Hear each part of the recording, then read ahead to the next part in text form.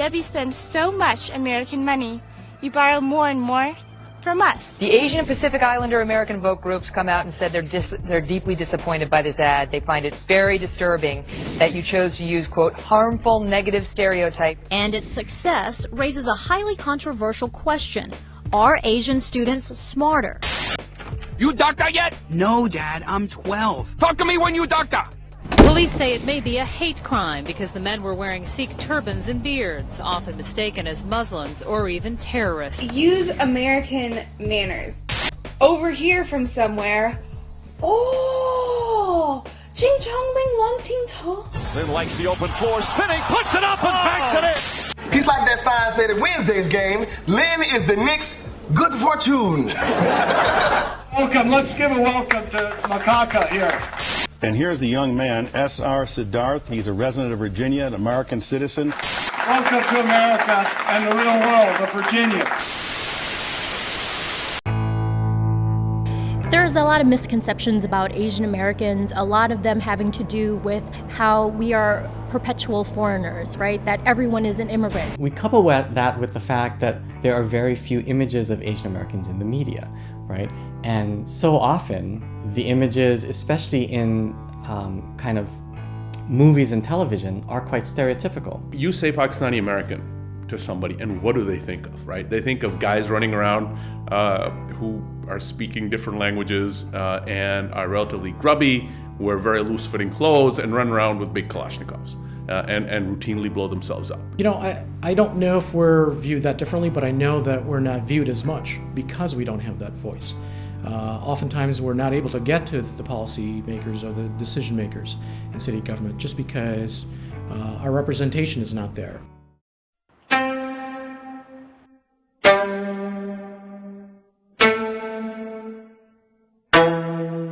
The Asians in Chicago, it's a very diverse community. Asian Indians, Pakistani, Chinese, Korean, Vietnamese, lots of folks from Southeast Asia, Laos, Cambodia. Part of the community is very mature. You know, you have third generation, fourth generation Asians, and you also have first generation Asians here. And that's an opportunity as well as a challenge for us as Asian Americans. We don't have one particular opinion about one particular issue. So the challenges that the community face are many, but the perception from the public is that we don't have any. A lot of them having to do with the model minority myth, where we are perceived as being highly affluent, being highly educated. But the reality is that there's still a higher number of people in poverty in our communities than in white communities. Asian American students show the highest rates of severe depression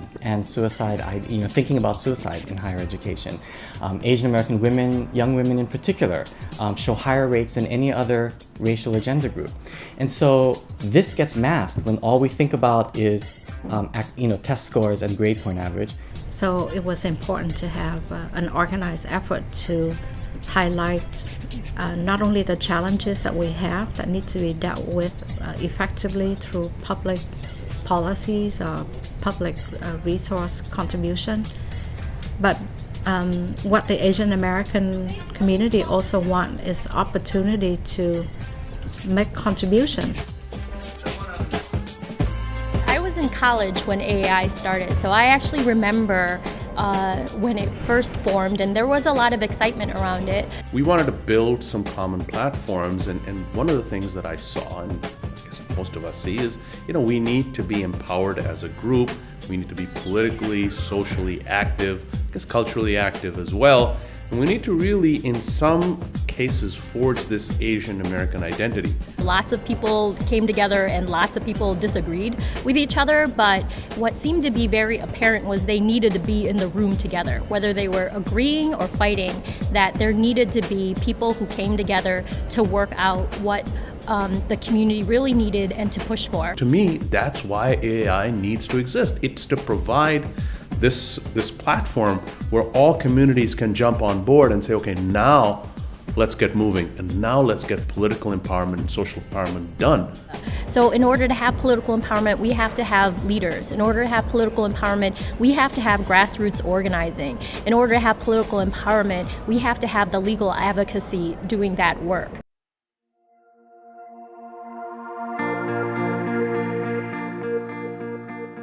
I was introduced to the AAI during the ordinance period when the city moved against the Asian American contractors. And they, around affirmative action for construction, and they decided that Asian Americans should no longer be included as a minority community. And when our representative said, wait a second, what's going on here? It was basically, we've made our decision, what's the next issue? There was no debate allowed. We were just completely shut out. We thought that was ridiculous. We thought that the ruling and the policy making was based on assuming that Asian Americans were model minorities, that we didn't need this because we didn't face discrimination.